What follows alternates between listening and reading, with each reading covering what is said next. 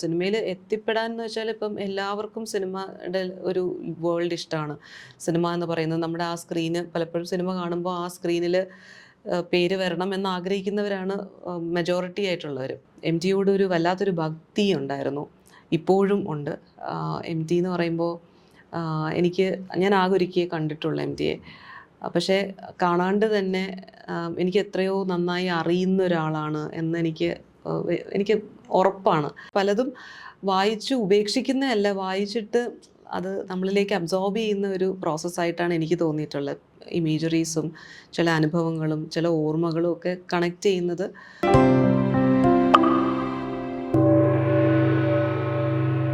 ഇന്ന് നമ്മളിപ്പോൾ ഉള്ളത് 2024 IFFKയിൽ ഏറ്റവും മികച്ച നവാഗത സംസ്ഥയ്ക്കുള്ള അവാർഡ് നേടിയ ശ്രീമതി ഇന്ദുലക്ഷ്മിയാണ്. അവർ സിനിമാ മേഖലയിൽ മാത്രമല്ല മറ്റു പല മേഖലകളിലും അവർ ഒരു മികച്ച എഴുത്തുകാരിയും അതുപോലെ തന്നെ IT രംഗത്തെ ഒരു വിദഗ്ധയും അതുപോലെ മറ്റു പല മേഖലകളിലും വ്യാപരിക്കുന്ന ഒരു വ്യക്തിത്വമാണ്. അവർ ഇന്ന് നമ്മളോടൊപ്പമുണ്ട്. നമുക്ക് അവരെ കേൾക്കാം. ആദ്യത്തെ ഒരു ചോദ്യം, അതായത് വ്യാപരിച്ചിരുന്ന മേഖലകൾ എന്ന് പറഞ്ഞു കഴിഞ്ഞിട്ടുണ്ടെങ്കിൽ IT സെക്ടർ, അതുപോലെ മാർക്കറ്റിംഗ്, അങ്ങനെയുള്ള മറ്റ് മേഖലകളിലാണ് നേരത്തെ വ്യാപരിച്ചിരുന്നത്. അപ്പോൾ എങ്ങനെയാണ് ഈ സിനിമയിലേക്ക് എത്തുന്നത്? IT എന്ന് പറയുന്നത് ഒരു പ്രാക്ടിക്കൽ ഓപ്ഷൻ എന്നുള്ള രീതിയിലായിരുന്നു. കാരണം ഞാൻ എൻട്രൻസ് എഴുതി, എനിക്ക് അത്യാവശ്യം നല്ല റാങ്ക് ഉണ്ടായിരുന്നു. ഗവൺമെൻറ് എഞ്ചിനീയറിംഗ് കോളേജിൽ എനിക്ക് അഡ്മിഷൻ കിട്ടി. അത്യാവശ്യം അക്കാഡമിക് ട്രാക്ക് നല്ലതായിരുന്നു. അപ്പം then it went on like that. And എനിക്ക് at the end of 4 years എനിക്ക് ഇൻഫോസിസ് പോലെ ഒരു കമ്പനിയിൽ പ്ലേസ്മെൻ്റ് ആയി. അപ്പം അതൊരു പ്രായോഗികമായിട്ടുള്ളൊരു ഓപ്ഷൻ എന്നുള്ള രീതിയിൽ ഞാൻ അങ്ങനെ ചെയ്തതാണ്. പക്ഷേ എനിക്ക് ഓർമ്മ വെച്ച കാലം തൊട്ട് എൻ്റെ മനസ്സിൽ ഉണ്ടായിരുന്നതെന്ന് വെച്ചാൽ റൈറ്റിംഗ് തന്നെയാണ്, എഴുത്ത് എന്നുള്ളൊരു കാര്യമാണ്.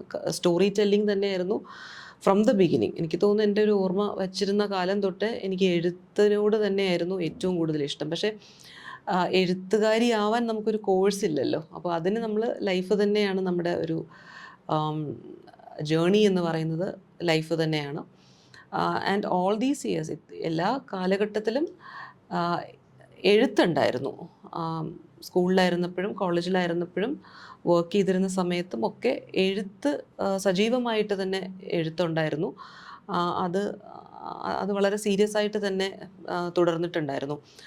സിനിമയുടെ ഒരു നിരീക്ഷണം ഉണ്ടായിരുന്നു. സിനിമയിൽ എത്തിപ്പെടാൻ എന്ന് വെച്ചാൽ ഇപ്പം എല്ലാവർക്കും സിനിമയുടെ ഒരു വേൾഡ് ഇഷ്ടമാണ്. സിനിമ എന്ന് പറയുന്നത് നമ്മുടെ ആ സ്ക്രീന് പലപ്പോഴും സിനിമ കാണുമ്പോൾ ആ സ്ക്രീനിൽ പേര് വരണം എന്ന് ആഗ്രഹിക്കുന്നവരാണ് മെജോറിറ്റി ആയിട്ടുള്ളവർ. അപ്പോൾ അതൊരു രഹസ്യമായിട്ടുള്ളൊരു സ്വപ്നമായിരുന്നു, പുറത്ത് പറയാത്തൊരു സ്വപ്നമായിട്ട് ഉള്ളിൽ എപ്പോഴും ഉണ്ടായിരുന്ന ഒരു ഡ്രീം തന്നെയായിരുന്നു സിനിമ. പിന്നീട് തിരക്കഥകൾ വായിക്കുമായിരുന്നു. എനിക്ക് ആ ഓർമ്മകൾ തുടങ്ങുന്ന ഒരു കാലം എന്ന് വെച്ചാൽ അച്ഛൻ നന്നായിട്ട് എഴുതുന്ന ഒരാളാണ്, ഒരുപാട് വായിക്കുന്ന ഒരാളാണ്. അപ്പം എൻ്റെ ഓർമ്മകൾ തുടങ്ങുന്നിടത്ത് അച്ഛൻ പറഞ്ഞു തന്ന കഥകളും കവിതകളും ഒക്കെ അവിടുന്ന് തന്നെയാണ് തുടങ്ങുന്നത്. അപ്പോൾ അങ്ങനെ പലതും എനിക്ക് വായിക്കാൻ തുടങ്ങുന്നതിന് മുന്നേ ഞാൻ പലതും അങ്ങനെ കേട്ടറിവാണ്. അച്ഛൻ പറഞ്ഞ് കവിതകളൊക്കെ ചൊല്ലി തന്നിട്ടുള്ളൊരു കേട്ടറിവുണ്ട്. അപ്പോൾ പല ആൾക്കാരെക്കുറിച്ചും പല കഥാപാത്രങ്ങളും, ഇപ്പോൾ മഹാഭാരതത്തിലെ കഥാപാത്രങ്ങളൊക്കെ നമ്മൾ കേൾക്കുന്ന പോലെ കേട്ടിട്ടുള്ള പേരുകളാണ് പിന്നീട് അവർ എഴുത്തുകാരാണെന്ന് എനിക്ക് മനസ്സിലാവുന്നത്. എം ടിയുടെ പേരൊക്കെ ഞാൻ അന്ന് കേട്ടിട്ടുള്ള പേരുകളാണ്. അപ്പോൾ എം ടി ഒരു റിയൽ ആളാണെന്ന് പിന്നീട് കുറച്ച് കഴിഞ്ഞപ്പോഴാണ് എനിക്ക് കുറച്ചുകൂടെ ബോധം വന്നപ്പോഴാണ് ഇതൊരു ഹീറോ അല്ല, ഒരു എഴുത്തുകാരനാണ്. അപ്പോൾ ആ എഴുത്തുകാരൻ എന്നുള്ള ഒരു സ്റ്റേറ്റസിനോടും എഴുത്തിനോടും വല്ലാത്തൊരു ഇഷ്ടമുണ്ടായിരുന്നു. ആൻഡ് എം ടി എന്ന് പറയുന്നത് എഴുത്തുകാരനും ആണ്, തിരക്കഥാകൃത്താണ്, സിനിമ ചെയ്തിട്ടുള്ള ഒരാളാണ്. അപ്പം സബ് കോൺഷ്യസ്ലി ആ ഒരു സ്വപ്നം ഉണ്ടായിരുന്നു. അതുപോലെ തന്നെ പത്മരാജൻ്റെ കാര്യവും, പത്മരാജനും ഒരു എഴുത്തുകാരനായിരുന്നു, സിനിമ സംവിധാനം ചെയ്തിട്ടുണ്ട്. അപ്പം ഒരു എഴുത്തുകാരൻ സിനിമ സംവിധാനം ചെയ്യാൻ പോസിബിൾ ആണ് എന്നുള്ളത് ഒരു പക്ഷേ സബ് കോൺഷ്യസ്ലി ഉണ്ടാവാം. പിന്നെ അതിലേക്കുള്ള ഒരു ജേണി ആയിരുന്നു. അപ്പം പിന്നെ ഒരു പ്രാക്ടിക്കൽ ഓപ്ഷൻ ഉണ്ടല്ലോ. അപ്പം നമുക്കൊരു ജോലി എന്നുള്ളൊരു ഓപ്ഷൻ എന്നുള്ള രീതിയിലാണ് എൻജിനീയറിംഗ് ഓപ്റ്റ് ചെയ്തത്. അപ്പം ഈവൻ ദെൻ ഇപ്പോൾ എൻട്രൻസ് എഴുതുന്നതിനൊക്കെ മുന്നേ ഒരു ഉള്ളിലൊരു ചിന്ത ഉണ്ടായിരുന്നു. ഓക്കെ, MTയും BSc കെമിസ്ട്രി ആണെന്ന് തോന്നുന്നു പഠിച്ചത്. അപ്പം BSc കെമിസ്ട്രി പഠിച്ചിട്ടും MTക്ക് എഴുതാൻ പറ്റുന്നുണ്ടല്ലോ. അപ്പോൾ എഴുത്ത് നമുക്ക് അങ്ങനെയും കണ്ടിന്യൂ ചെയ്യാൻ പറ്റും എന്നുള്ള ഒരു കൺവിക്ഷൻ ഉണ്ടായിരുന്നു. അപ്പോൾ അങ്ങനെയാണ് എൻജിനീയറിംഗ് കണ്ടിന്യൂ ചെയ്തു. പക്ഷേ എഴുത്ത് എപ്പോഴും എനിക്ക് തോന്നുന്നു എൻ്റെ ഒരു സെക്കൻഡ് ബ്രെത്തായിട്ട് തന്നെ എപ്പോഴും എൻ്റെ ഓർമ്മ വെച്ച കാലം തൊട്ടുള്ള ഒരു കാര്യമാണ്. ആൻഡ് ഐ ഹോപ്പ് അത് കണ്ടിന്യൂ ചെയ്യുമെന്ന് തന്നെയാണ്. കാരണം IT നിന്ന് ഞാൻ റിസൈൻ ചെയ്തു. ഞാനിപ്പോൾ IT വർക്ക് ചെയ്യല്ല. പിന്നീട് ഈ പറഞ്ഞ പോലെ എനിക്ക് വെറുതെ ഇരിക്കുന്നത് എനിക്കിഷ്ടമല്ല. അപ്പോൾ അത് കാരണം ഞാൻ ജോബിൽ നിന്ന് റിസൈൻ ചെയ്തിട്ടും ഞാൻ സ്കിൽ ഡെവലപ്മെൻറ്റ്സിന് വേണ്ടിയിട്ട് ഇപ്പം എനിക്ക് ഒരു ബാച്ച് ഉണ്ടായിരുന്നു, സ്റ്റുഡൻസ് ഉണ്ടായിരുന്നു. അപ്പോൾ അത് mostly communication, soft skill training, അവരുടെ ജോബ് ഓറിയൻറ്റേഷൻ, അത് എൻ്റെ ഒരു എക്സ്പീരിയൻസ് വെച്ചിട്ട് I was trying to help people എന്നേ ഉള്ളൂ. അങ്ങനെ ഒരു ബാച്ച്, 1-2 ബാച്ചുകൾ ഉണ്ടായിരുന്നു എനിക്ക്. അപ്പോൾ അതെനിക്ക് ഒരു ജോലി ഇല്ലാതിരിക്കുന്നത് എനിക്കൊരു ബുദ്ധിമുട്ടായത് കാരണം ഞാൻ അങ്ങനെ I was actively involve in that. അത്രയേ ഉള്ളൂ. ഏറ്റവും കൂടുതൽ സ്വാധീനിച്ചിട്ടുള്ള എഴുത്തുകാർ ആരൊക്കെയാണ്? അതുപോലെ ഇഷ്ടപ്പെട്ട കൃതികൾ? എനിക്ക് അങ്ങനെ ഒരുപാട് പേരുണ്ട്. അതെ, മലയാളമല്ല, എല്ലാ ഭാഷയിലും.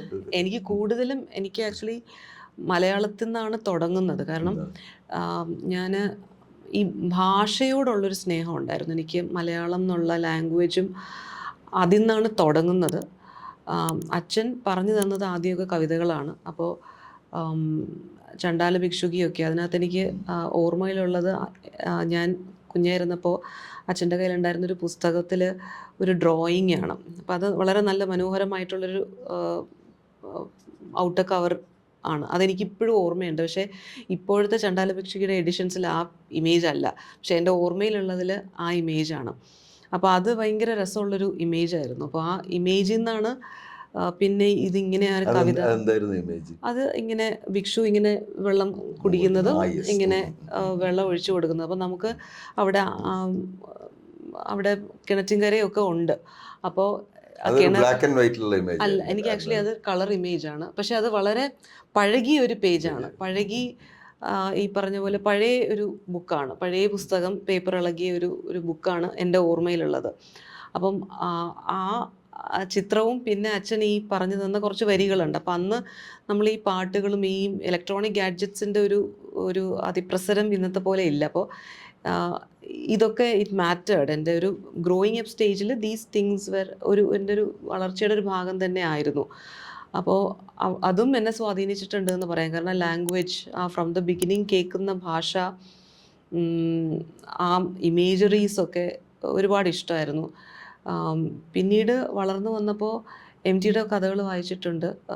OV വിജയൻ്റെതൊക്കെ എനിക്കൊരു ഭയങ്കര ഒരു മെഡിറ്റേറ്റീവ് ഒരു സ്പേസിലാണ് വായിക്കുന്നത്. ഗുരുസാഗരാണെങ്കിലും അതൊന്നും കഥയറിയാൻ വായിച്ചു പോകുന്ന അല്ലാണ്ട് അത് ആഴത്തിൽ നമ്മളോടൊപ്പം സഞ്ചരിക്കുന്ന വാക്കുകളും കൂടിയാണെന്ന് തോന്നുന്നു. സെൻറ്റൻസസ് നമ്മുടെ കൂടെ തന്നെ ട്രാവൽ ചെയ്യുന്ന, ഇപ്പോഴും അത് ചിലതൊക്കെ ചിലപ്പം ഓർക്കുമ്പോൾ അതുമായിട്ടൊക്കെ വളരെ കണക്ട് ചെയ്യാൻ പറ്റുന്ന കഥകളും, അത് ഒരിക്കലും നിലച്ചു പോകാത്ത ഒരു സ്റ്റോറി വായിച്ച് തീർക്കുകയല്ല, അതിനപ്പുറം നമ്മളോടൊപ്പം സഞ്ചരിക്കുന്ന ഒരു അനുഭവമായിരുന്നു OV വിജയൻ്റെത്. MTയുടേത് എനിക്ക് ആക്ച്വലി MTയോട് ഒരു വല്ലാത്തൊരു ഭക്തി ഉണ്ടായിരുന്നു, ഇപ്പോഴും ഉണ്ട്. MT എന്ന് പറയുമ്പോൾ ഞാൻ ആകെ ഒരിക്കൽ കണ്ടിട്ടുള്ള MTയെ. പക്ഷേ കാണാണ്ട് തന്നെ എനിക്ക് എത്രയോ നന്നായി അറിയുന്ന ഒരാളാണ് എന്ന് എനിക്ക് ഉറപ്പാണ്. എനിക്ക് അത്രയ്ക്ക് അറിയാം എന്നുള്ള ഒരു കോൺഫിഡൻസ് ഉണ്ട് എന്ന് പറയാം.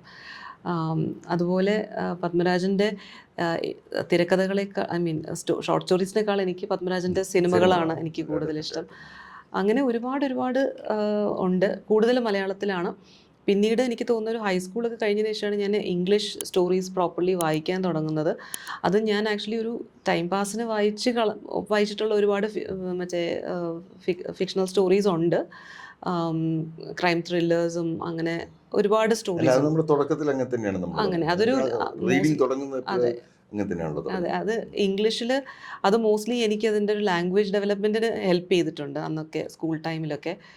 നമ്മുടെ കാലത്ത് എന്ന് വെച്ച് കഴിഞ്ഞാൽ അന്ന് അലസ്റ്റർ മക്ലീനും അങ്ങനെയൊക്കെയുള്ള ഈ ഫാസ്റ്റ് മൂവിങ്സ്, അതിലൂടെയാണ് നമ്മൾ വായനയുടെ വേഗത അതെ വേഗത അതെ കൂടുന്നു. അതെ അതെ അങ്ങനെ അങ്ങനെ ഒരുപാട് ഉണ്ട്. പക്ഷെ പലതും വായിച്ചു ഉപേക്ഷിക്കുന്നതല്ല, വായിച്ചിട്ട് അത് നമ്മളിലേക്ക് അബ്സോർബ് ചെയ്യുന്ന ഒരു പ്രോസസ്സായിട്ടാണ് എനിക്ക് തോന്നിയിട്ടുള്ളത്. ഇമേജറീസും ചില അനുഭവങ്ങളും ചില ഓർമ്മകളും ഒക്കെ കണക്ട് ചെയ്യുന്നത്. ആം, പിന്നെ ഇപ്പം എം ടി ഒക്കെ എഴുതുന്ന ഒരു ലാൻഡ്സ്കേപ്പ് എനിക്ക് പരിചിതമായിട്ടുള്ളൊരു ലാൻഡ്സ്കേപ്പ് അല്ല. ഞാൻ ട്രിവാൻഡ്രത്തു നിന്നാണ്. അപ്പം ആ ഒരു സങ്കല്പത്തിൽ ഉള്ള ഒരു നാലുകെട്ടും ആ ഒരു അതെവിടെ ഒരു ഒരു ലോകം ക്രിയേറ്റഡ് ആണ്. ആ ലോകം ഇപ്പോഴും എക്സിസ്റ്റ് ചെയ്യുന്നുണ്ട്.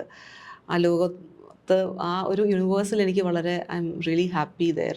അപ്പോൾ അങ്ങനെ ഒരു ലോകം എം ടിയുടെ പുസ്തകങ്ങളിലൂടെ അങ്ങനൊരു ലോകമാണ്. ആൻഡ് ഒ വി വിജയൻ ഞാൻ നേരത്തെ പറഞ്ഞ പോലെ ഇറ്റ്സ് മോർ ഓഫ് ഒരു സ്പിരിച്വൽ ഒരു തലത്തിലാണ് എനിക്ക് സ്വാധീനിച്ചിട്ടുള്ളതും എനിക്ക് ഇഷ്ടമുള്ളതും.